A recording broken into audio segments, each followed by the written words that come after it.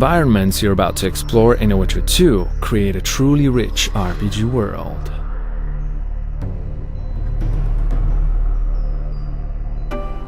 You might have already seen examples of how the communities you will visit are alive with activity.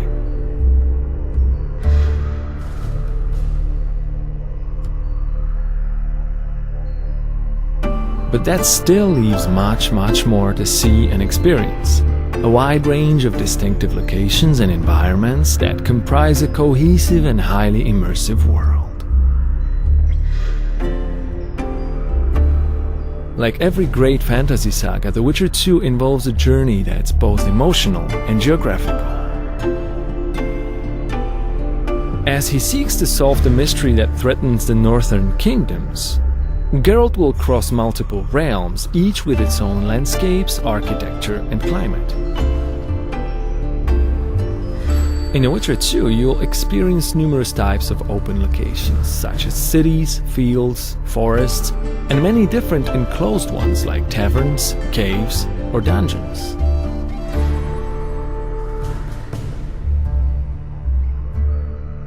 To halt players in the game world, every single place they can see has to look and feel exactly right.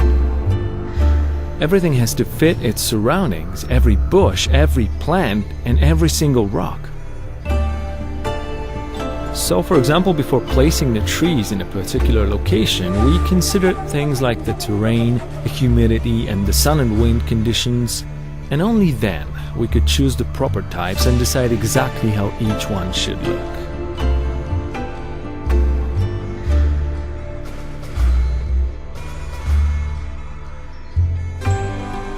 It was also critical to think about appropriate places for the range of plants and herbs Geralt can gather to make potions and mixtures that aid him in combat.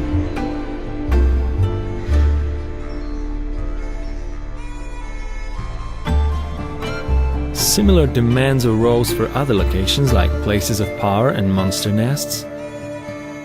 Each one had to fit the area where it's found, as well as the gritty, dark feel of the world as a whole.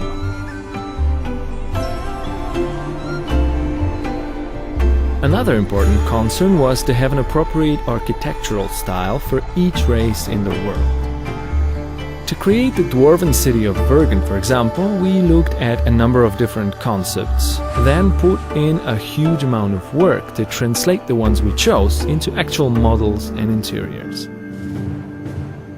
We believe we achieved exactly what we wanted. The dwarven structures reflect the race.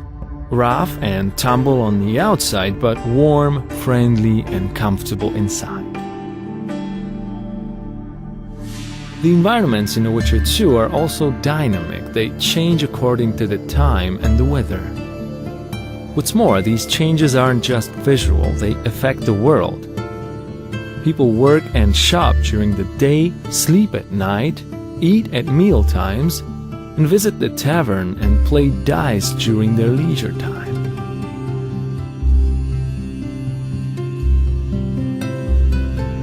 When it rains, they take shelter and sometimes complain. Naturally, wild areas away from civilization tend to be more dangerous. You're more likely to run into thugs, monsters, and other enemies. Certain places can change according to the choices you make and how they shift the storyline. You may not even see some locations until you decide to replay the game in a different way.